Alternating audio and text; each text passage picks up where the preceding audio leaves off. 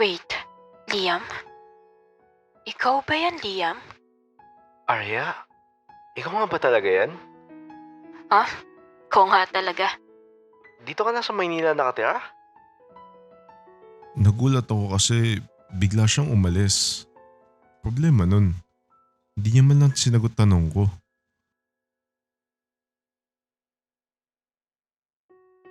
Pagpasok ko, nakita ko si Arya sa harap.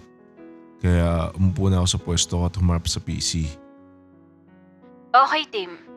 Para smooth ang flow natin today, siguraduhin natin na maayos ang lahat ng files, ma-review ang reports, at updated ang schedule ng buong team. Pagkasabi niya nun, bigla siyang tumingin sa akin. At ikaw naman, gawin mo tong files, i-check yung reports at ayusin yung schedule ng buong team. Huh? Sabay-sabay talaga? Di na ako sumagot kasi baka ano pa isipin ng mga kasama ko dito. Ginawa ko yung sinabi niya. Habang ginagawa yun, nakatayo siya at nag-iikot. Kala mo nga teacher eh. Natapos lahat ng pinapagawa niya sa akin. Akala ko tapos na. Pero bigla na naman siya may sinabi sa akin. Liam, paka-revise itong weekly performance summary. Ayoko nung unang gumawa. Ayusin mo ulit. Ako po ulit ang gagawa. Di ba po may mga naka-assign po para dito? Sabi ko lang na hindi ko nagustuhan yung gumawa. Tsaka huwag ka nang magreklamo, trabaho mo rin naman yan. Sige po. Gagawin ko na po. Bad trip talaga?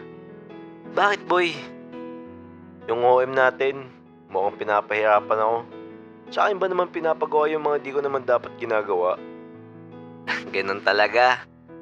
Pero, mukhang okay naman siya sa iba. Baka ikaw lang talaga na pagtitripan, pahirapan. O, baka ikaw lang trip ni Ma'am Arya. Si Raulo, may girlfriend ako. Joke lang. Pero, ganun naman siguro si Ma'am pagdating sa trabaho. Stricto. Pero, okay naman siya. Nanlibre pa nga siya ng pizza na kaan, di ba?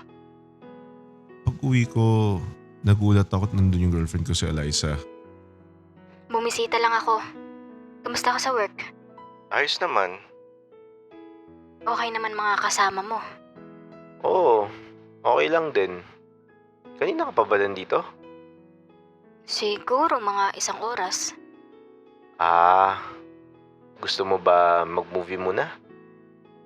Tara, Kinabukasan, maaga ako nagising. Pagpasok ko, nakita ko agad si Arya.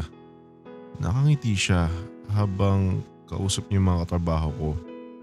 At pagtingin niya sa akin, bigla nawala yung ngiti niyang yun. Anong problema nun? Liam, Bakit po? pwede bang pakiprint itong mga documents? Sige po, wala pong problema. Pagka-print ko ng mga yun, binigay ko kagad sa kanya. Salamat. Balik ka na sa trabaho mo. Sige po. Ilang oras na nakalipas at hawak ko ngayon yung feedback copy. Need ko ipakita kay Arya kaya pumunta ako sa office niya. Pumatok muna ako bago ako pumasok. Ito po pala yung copy ng feedback. Ilagay mo dito. Aalis na sana ako nang bigla niya akong pinigilan. Saglit, may papagawa ako. Ano po yun? Pwede bang ikaw na rin mag-ayos itong attendance sheet? Nadelay kasi yung nag-aasikaso na ito. And kailangan ko to before end of shift. Ako po ulit? Akala ko po may naka-assign na dito. Meron. Pero busy sila. Kaya ikaw muna. Sige po. Bakit parang ako lagi ang gumagawa? Ang daming tao sa team pero parang ako lang lagi inutusan niya. Grabe. First week pa lang pero pagod na ako. Pero ano bang magagawa ko? Mas mataas siya sa akin eh. Habang ginagawa ko yung mga pinapagawa niya sa akin, tinawag niya na naman ako. Liam, di pa patapos yan? Ma'am, ginagawa ko pa po. Bilisan mo. Kailangan ko na yan. Sige po. Wala pang 10 minuto nakakalipas, hinihingi niya na kagad. Hindi ko maiwasan mairita kasi Imbis na ginagawa ko yung trabaho ko, ito siya. Puro siya utos. Ma'am, tapos na po. Okay. Teka, saglit. Bakit po? Pakibuksan ito. Hindi ko kasi ma-open. Yung box po? Oo, bakit? May reklamo? Wala naman po.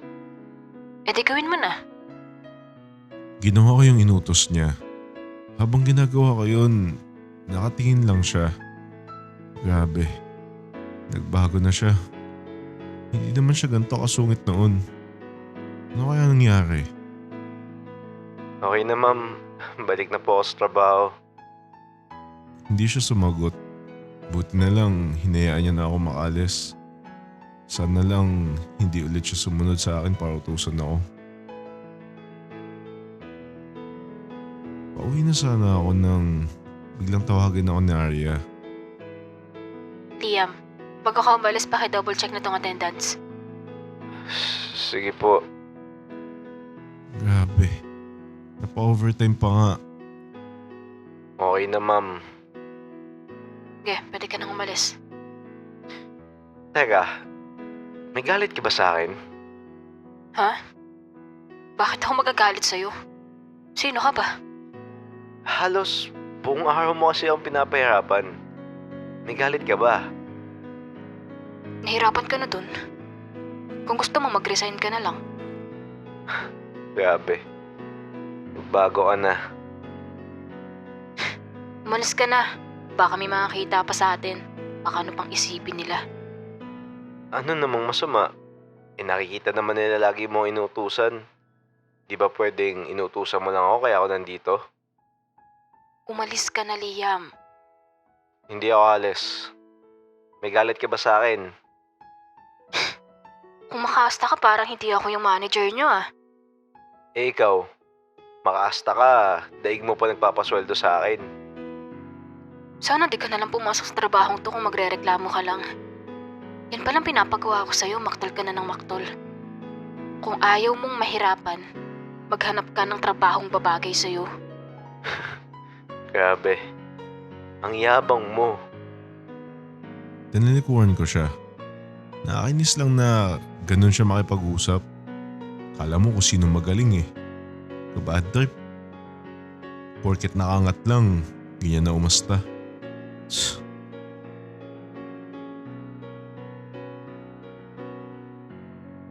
Maaga akong gumising. Nagmadali akong kumilos dahil nakita ko si Arya na chat sa GC namin.